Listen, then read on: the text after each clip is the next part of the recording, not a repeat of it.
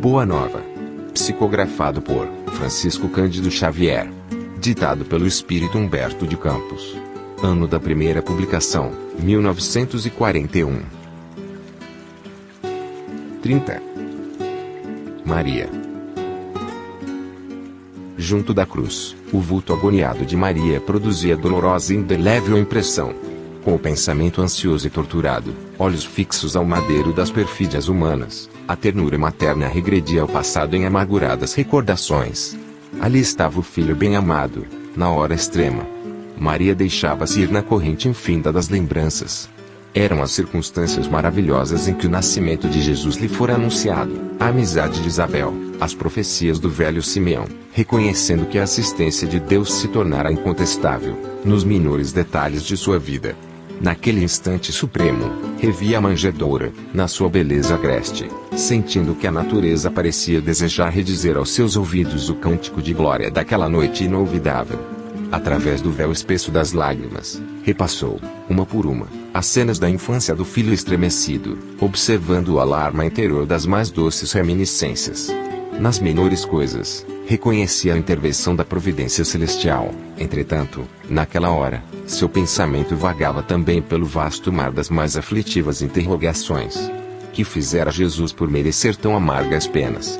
Não o vira crescer de sentimentos imaculados, sob o calor de seu coração?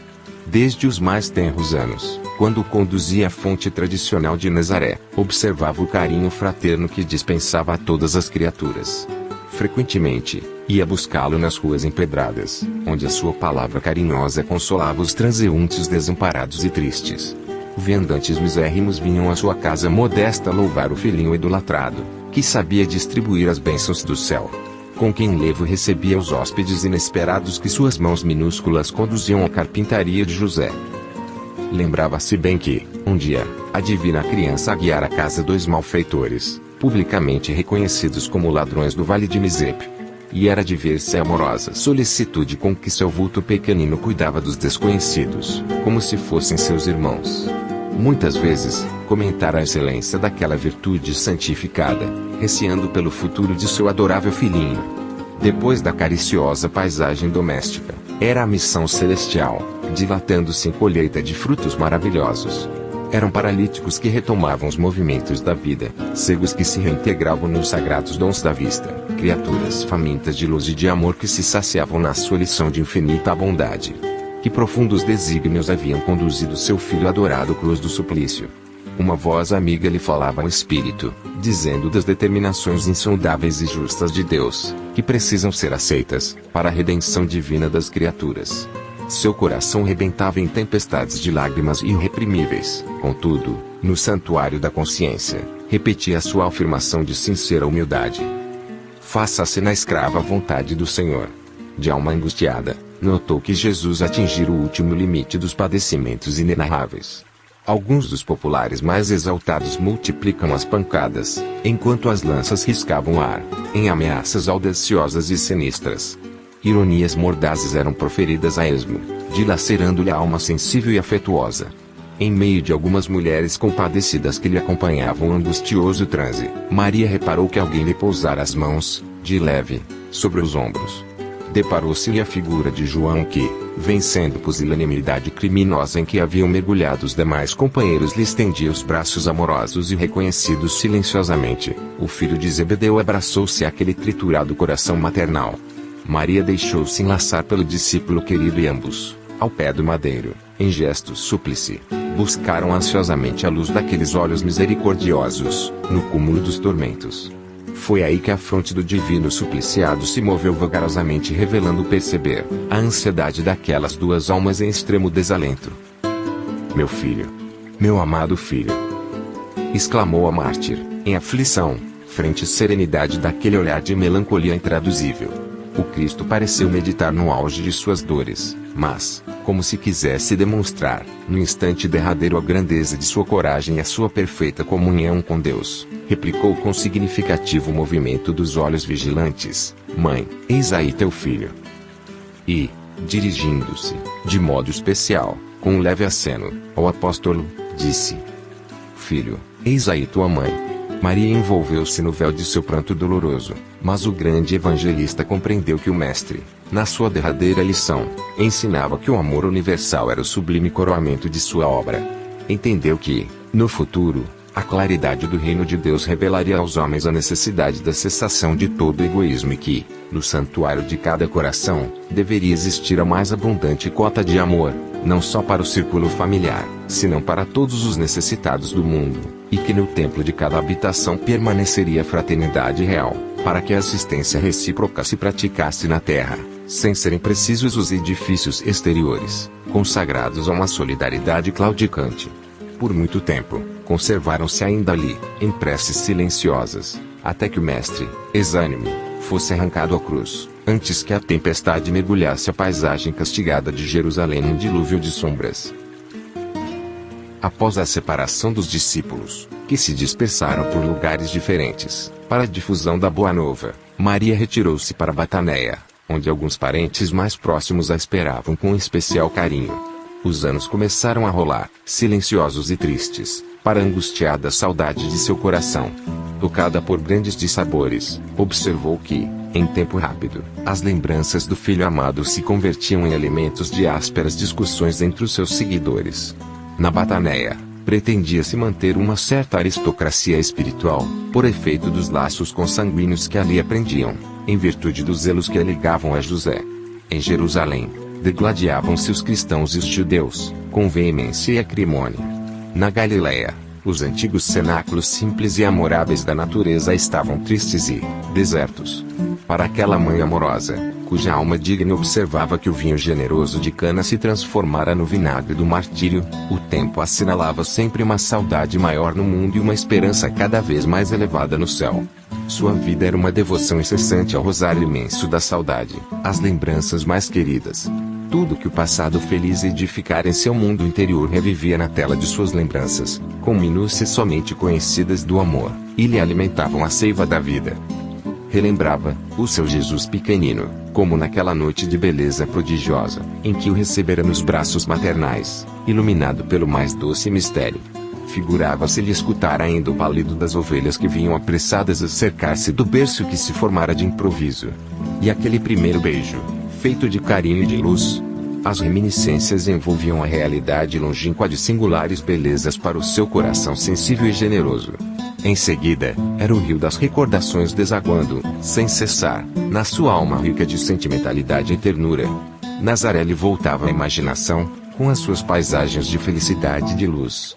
A casa singela, a fonte amiga, a sinceridade das afeições, o lago majestoso e, no meio de todos os detalhes, o filho adorado, trabalhando e amando, no erguimento da mais elevada concepção de Deus, entre os homens da terra. De vez em quando, parecia vê-la em seus sonhos repletos de esperança. Jesus lhe prometia o júbilo encantador de sua presença, e participava da carícia de suas recordações. A esse tempo, o filho de Zebedeu, tendo presentes as observações que o mestre lhe fizera da cruz, surgiu na Bataneia, oferecendo àquele espírito saudoso de mãe o refúgio amoroso de sua proteção. Maria aceitou o oferecimento, com satisfação imensa. E João lhe contou a sua nova vida. Instalara-se definitivamente em Éfeso, onde as ideias cristãs ganhavam terreno entre almas devotadas e sinceras. Nunca olvidara as recomendações do Senhor e, no íntimo, guardava aquele título de filiação como das mais altas expressões de amor universal para com aquela, que recebera o Mestre nos braços veneráveis e carinhosos. Maria escutava-lhe as confidências, num misto de reconhecimento e de ventura. João continuava a expor-lhe os seus planos mais insignificantes. Levá-la-ia consigo, andariam ambos na mesma associação de interesses espirituais. Seria seu filho desvelado, enquanto que receberia de sua alma generosa a ternura maternal, nos trabalhos do Evangelho. Demorara-se a vir, explicava o filho de Zebedeu, porque lhe faltava uma choupana, onde se pudessem abrigar. Entretanto, um dos membros da família real de Adiabene, convertido ao amor do Cristo, lhe doara uma casinha pobre, ao sul de Éfeso, distando 3 léguas aproximadamente da cidade. A habitação simples e pobre demorava num promontório, de onde se avistava o mar. No alto da pequena colina, distante dos homens e no altar imponente da natureza, se reuniriam ambos para cultivar a lembrança permanente de Jesus. Estabeleceriam um pouso e refúgio aos desamparados, ensinariam as verdades do Evangelho a todos os espíritos de boa vontade e, como mãe e filho, iniciariam uma nova era de amor, na comunidade universal. Maria aceitou alegremente. Dentro de breve tempo, instalaram-se no seio amigo da natureza, em frente do oceano. Éfeso ficava pouco distante, porém, todas as adjacências se povoavam de novos núcleos de habitações alegres e modestas. A casa de João, ao cabo de algumas semanas, se transformou num ponto de assembleias adoráveis, onde as recordações do Messias eram cultuadas por espíritos humildes e sinceros. Maria externava suas lembranças. Falava dele com maternal enternecimento, enquanto o apóstolo comentava as verdades evangélicas, apreciando os ensinos recebidos. Vezes inúmeras, a reunião somente terminava à noite alta, quando as estrelas tinham maior brilho. E não foi só. Decorridos alguns meses, grandes fileiras de necessitados acorriam ao sítio singelo e generoso. A notícia de que Maria descansava agora entre eles espalhara um clarão de esperança por todos os sofredores. Ao passo que João pregava na cidade as verdades de Deus, ela atendia, no pobre santuário doméstico, aos que a procuravam, exibindo-lhe suas úlceras e necessidades. Sua choupana era, então, conhecida pelo nome de Casa da Santíssima. O fato tivera origem em certa ocasião, quando um miserável leproso, depois de aliviado em suas chagas, lhe osculou as mãos, reconhecidamente murmurando: Senhora, sois a mãe de nosso Mestre e nossa Mãe Santíssima. A tradição criou raízes em todos os espíritos. Quem não lhe devia o favor de uma palavra maternal nos momentos mais duros? E João consolidava o conceito, acentuando que o mundo lhe seria eternamente grato, pois fora pela sua grandeza espiritual que o emissário de Deus pudera penetrar a atmosfera escura e pestilenta do mundo para balsamizar os sofrimentos da criatura. Na sua humildade sincera, Maria se esquivava às homenagens afetuosas dos discípulos de Jesus, mas aquela confiança filial com que lhe reclamavam a presença era para sua alma um brando e delicioso tesouro do coração. O título de maternidade fazia vibrar em seu espírito os cânticos mais doces. Diariamente, acorriam os desamparados, suplicando a sua assistência espiritual. Eram velhas tropegas e desenganadas do mundo, que lhe vinham ouvir as palavras confortadoras e afetuosas, enfermos que invocavam a sua proteção, mães infortunadas que pediam a bênção de seu carinho. Minha mãe, dizia um dos mais aflitos, como poderei vencer as minhas dificuldades? Sinto-me abandonado na estrada escura da vida. Maria lhe enviava o olhar amoroso da sua bondade, deixando nele transparecer toda a dedicação enternecida de seu espírito maternal. Isso também passa, dizia ela, carinhosamente. Só o reino de Deus bastante forte para nunca passar de nossas almas, como eterna realização do amor celestial. Seus conceitos abrandavam a dor dos mais desesperados, desanuviavam o pensamento obscuro dos mais acabrunhados. A igreja de Éfeso exigia de João a mais alta expressão de sacrifício pessoal, pelo que, com o decorrer do tempo, quase sempre Maria estava só, quando a legião humilde dos necessitados descia o promontório desataviado, rumo aos lares mais confortados e felizes. Os dias e as semanas, os meses e os anos passaram incessantes, trazendo-lhe as lembranças mais ternas. Quando sereno e azulado, o mar lhe fazia voltar memória, o Tiberíades distante. Surpreendia no ar aqueles perfumes vagos que enchiam a alma da tarde, quando seu filho, de quem nem um instante se esquecia, reunindo os discípulos amados, transmitia ao coração do povo as louçanias da Boa Nova. A velhice não lhe acarretara nem cansaços, nem amarguras. A certeza da proteção divina lhe proporcionava ininterrupto consolo. Como quem transpõe o dia em labores honestos e proveitosos, seu coração experimentava grato repouso, iluminado pelo luar da esperança e pelas estrelas fulgurantes da crença imorredoura. Suas meditações eram suaves colóquios com as reminiscências do filho muito amado. Súbito recebeu notícias de que um período de dolorosas perseguições se havia aberto para todos os que fossem fiéis à doutrina do seu Jesus divino. Alguns cristãos banidos de Roma traziam a Éfeso as tristes informações. Em obediência aos éditos mais injustos, escravizavam seus seguidores do Cristo, destruíam-se-lhes os lares, metiam-nos a ferros nas prisões. Falava-se de festas públicas, em que seus corpos eram dados como alimento a feras insaciáveis, em horrendos espetáculos. Então, Num crepúsculo estrelado, Maria entregou-se às orações, como de costume, pedindo a Deus por todos aqueles que se encontrassem em angústias do coração, por amor de seu filho. Embora a solenidade do ambiente não se sentia só, uma como força singular lhe banhava a alma toda. Aragens suaves sopravam do oceano, espalhando os aromas da noite que se povoava de astros amigos e afetuosos e, em poucos minutos, a lua plena participava, igualmente, desse concerto de harmonia e de luz. Enlevada nas suas meditações, Maria viu aproximar-se o vulto de um pedinte. "Minha mãe!" exclamou o recém-chegado, como tantos outros que recorriam ao seu carinho, "venho fazer-te companhia e receber a tua bênção." Maternalmente, ela o convidou a entrar, impressionada com aquela voz que lhe inspirava profunda simpatia. O peregrino lhe falou do céu, confortando-a delicadamente. Comentou as bem-aventuranças divinas que aguardam a todos os devotados e sinceros filhos de Deus, dando a entender que lhe compreendia as mais ternas saudades do coração.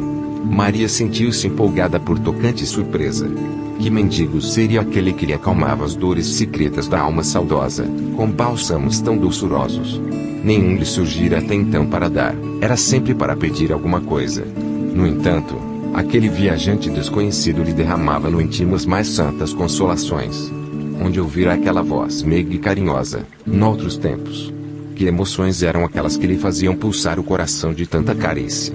Seus olhos se umedeceram de ventura, sem que conseguisse explicar a razão de sua terna emotividade.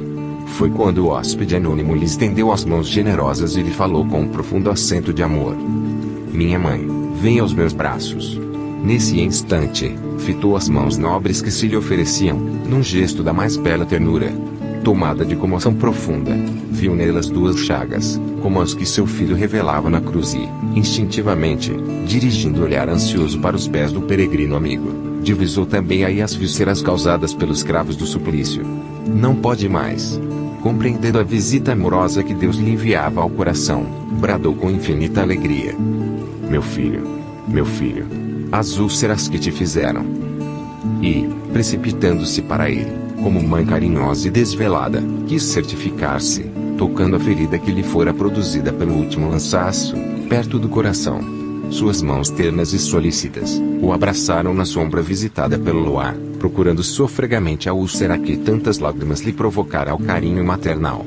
A chaga lateral também lá estava, sob a carícia de suas mãos. Não conseguiu dominar o seu intenso júbilo. Num ímpeto de amor, fez um movimento para se ajoelhar. Queria abraçar-se aos pés do seu Jesus e osculá-los com ternura. Ele, porém, levantando-se, cercado de um halo de luz celestial, se lhe ajoelhou aos pés e, beijando-lhe as mãos, disse em carinhoso transporte: "Sim, minha mãe, sou eu. Venho buscar-te, pois meu pai quer que sejas no meu reino a rainha dos anjos." Maria cambaleou, tomada de inexprimível ventura. Queria dizer da sua felicidade, manifestar seu agradecimento a Deus, mas, o corpo como que se lhe paralisara, enquanto aos seus ouvidos chegavam os ecos suaves da saudação do anjo, qual se entoassem mil vozes cariciosas, por entre as harmonias do céu. Ao outro dia, 2 portadores humildes desciam a Éfeso, de onde regressaram com João, para assistir aos últimos instantes daquela que lhes era devotada a Mãe Santíssima. Maria já não falava. Numa inolvidável expressão de serenidade, por longas horas ainda esperou a ruptura dos derradeiros laços que prendiam a vida material. A alvorada desdobrava o seu formoso leque de luz quando aquela alma eleita se elevou da terra, onde tantas vezes chorara de júbilo, de saudade e de esperança. Não mais via seu filho bem-amado, que certamente a esperaria, com as boas-vindas, no seu reino de amor, mas, extensas multidões de entidades angélicas a cercavam cantando hinos de glorificação. Experimentado a sensação de se estar afastando do mundo, desejou rever a Galileia com os seus sítios preteridos. Bastou a manifestação de sua vontade para que a conduzissem à região do lago de Genizaré, de maravilhosa beleza. Reviu todos os quadros do apostolado de seu filho e, só agora, observando do alto a paisagem, notava que o Tiberíades, em seus contornos suaves, apresentava a forma quase perfeita de um alaúde. Lembrou-se, então, de que naquele instrumento da natureza Jesus cantara o mais belo poema de vida e amor, em homenagem a Deus e à humanidade. Aquelas águas mansas, filhas do Jordão marulhoso e calmo, haviam sido as cordas sonoras do cântico evangélico. Dulcíssimas alegrias lhe invadiam o coração e já a caravana espiritual se dispunha a partir, quando Maria se lembrou dos discípulos perseguidos pela crueldade do mundo e desejou abraçar os que ficariam no vale das sombras, à espera das claridades definitivas do reino de Deus. Emitindo esse pensamento, imprimiu novo impulso às multidões espirituais que a seguiam de perto. Em poucos instantes, seu olhar divisava uma cidade soberba e maravilhosa, espalhada sobre colinas enfeitadas de carros e monumentos que lhe provocavam assombro. Os mármores mais ricos esplendiam nas magnificentes vias públicas, onde as liteiras patrícias passavam sem cessar, exibindo pedrarias e peles, sustentadas por misérrimos escravos. Mais alguns momentos e seu olhar descobria outra multidão guardada a ferros em escuros calabouços. Penetrou os sombrios cárceres do Esquilino, onde centenas de rostos amargurados retratavam padecimentos atrozes. Os condenados experimentaram no coração um consolo desconhecido. Maria se aproximou de um a um, participou de suas angústias e orou com as suas preces, cheias de sofrimento e confiança. Sentiu-se mãe daquela assembleia de torturados pela injustiça do mundo. Espalhou a caridade misericordiosa de seu espírito entre aquelas fisionomias pálidas e tristes. Eram anciães que confiavam no Cristo, mulheres que por ele haviam desprezado o conforto do lar, jovens que depunham no Evangelho do Reino toda a sua esperança. Maria aliviou-lhes o coração e, antes de partir, sinceramente desejou deixar-lhes nos espíritos abatidos uma lembrança perene que possuía para lhes dar. Deveria suplicar a Deus para eles a liberdade? Mas Jesus ensinara que com ele todo jugo é suave e todo dardo seria leve, parecendo-lhe melhor a escravidão com Deus do que a falsa liberdade nos desvãos do mundo. Recordou que seu filho deixara a força da oração como um poder incontrastável entre os discípulos amados. Então, rogou ao céu que lhe desse a possibilidade de deixar entre os cristãos oprimidos a força da alegria. Foi quando, aproximando-se de uma jovem encarcerada, de rosto descarnado e macilento, lhe disse ao ouvido: "Canta, minha filha. Tenhamos bom ânimo. Convertamos as nossas dores da terra em alegrias para o céu." A triste prisioneira nunca saberia compreender o porquê da emotividade que lhe fez vibrar subitamente o coração. De olhos estáticos, contemplando o firmamento luminoso, através das grades poderosas, ignorando a razão de sua alegria, cantou um hino de profundo e enternecido amor a Jesus, em que traduzia a sua gratidão pelas dores que lhe eram enviadas, transformando todas as suas amarguras em consoladoras rimas de júbilo e esperança. Daí a instantes, seu canto melodioso era acompanhado pelas centenas de vozes dos que choravam no cárcere, aguardando o glorioso testemunho. Logo, a caravana majestosa conduziu ao reino do Mestre a bendita entre as mulheres e, desde esse dia, nos tormentos mais duros, os discípulos de Jesus têm cantado na terra, exprimindo o seu bom ânimo e a sua alegria, guardando a suave herança de Nossa Mãe Santíssima. Por essa razão, irmãos meus, quando ouvirdes o cântico nos templos das diversas famílias religiosas do cristianismo, não vos esqueçais de fazer no coração um brando silêncio, para que a rosa mística de Nazaré espalhe aí o seu perfume.